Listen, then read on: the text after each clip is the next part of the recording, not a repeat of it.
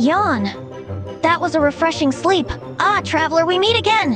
What? You don't remember me? Ha ha ha, well, allow me to join you on your quest once again. I must see to it that the bards of the world tell the traveler's tales. Ah, those wretched fellows. Well, they all have their own quirks, don't they? I'd say Child. He's the most entertaining of the lot. Huh?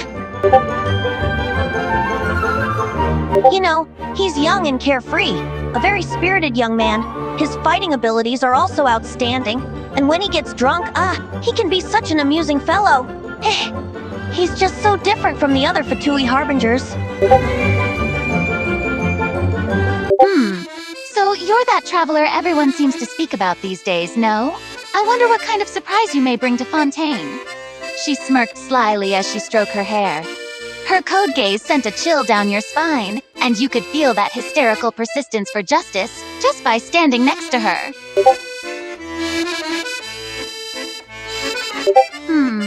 Probably Arlecchino. She's got that kind of twisted charm that can't help but draw you in, you know? As for her justice, yeah, it's not exactly the same as mine, but still, it's kind of intriguing. What about you? She nods and grins slightly. Yeah, the one and only Knave. You sound surprised. What can I say? I have a weakness for pretty ladies who know how to get the job done. And I appreciate her twisted sense of justice, even if it's not exactly my style. No salutations needed. My exalted status shall not be disclosed as we travel among the common folk. I acknowledge that you are a person of superior ability. Henceforth, you will be my guard. Worry not. Should any danger arise, I shall dispose of it. I despise them all. However, the balladeer is by far the most detestable among them. How ridiculous. He is nothing more than a homunculus I created. He is but a part of a discarded plan, that is all. He is no son of mine. Hello, traveler. I am Zhongli, a consultant of the Wangsheng Funeral Parlor. That does truly depend on what you mean by favorite. Do you mean the one I like fighting or the one I like as a person?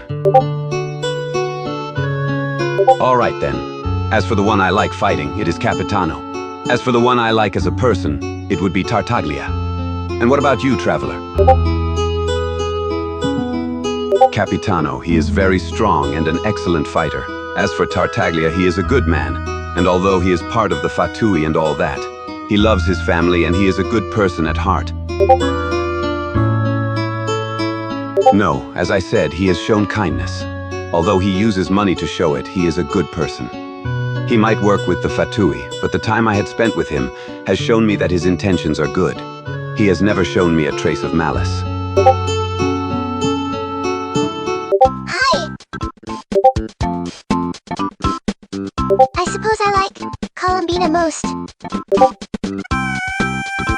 Well, she's nice and she's kind. Her voice is beautiful, and she's very calm, so I assume she wouldn't be loud. She likes small animals, so that's a plus for me. Mavuika is the current Pyro Archon of Natlan, the Nation of War. Often referred to as the sun that never sets, Mavuika usually appears in public with her flamboyant leather suit, watching over the endless battles of Natlan's pilgrimage, a tournament meant to not only pick out the strongest warrior from the Nation of Fire, but also to collect contending fire which fuel the sacred flame, keeping the nation safe from the invasion of the abyss. Have flooded your ears upon setting foot in Natlan, yet it is not until today that you get to see the Pyro Archon in her full glory. Before you stand a tall, confident woman with fiery hair and sunglasses, wielding a massive claymore as her weapon. Come, I have been expecting your arrival, traveler from afar. Mavuika smirks as she ponders upon the question you just asked.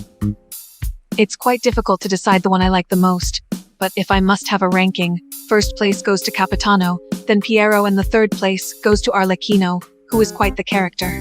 The Pyro Archon says those while leaning on her claymore that is stuck in the ground. Mavuika chuckles at your question. Her smirk turns into a wide smile. Capitano, what can I say? He is strong, very strong, and his reputation as one of the strongest individual in Tevat precedes him.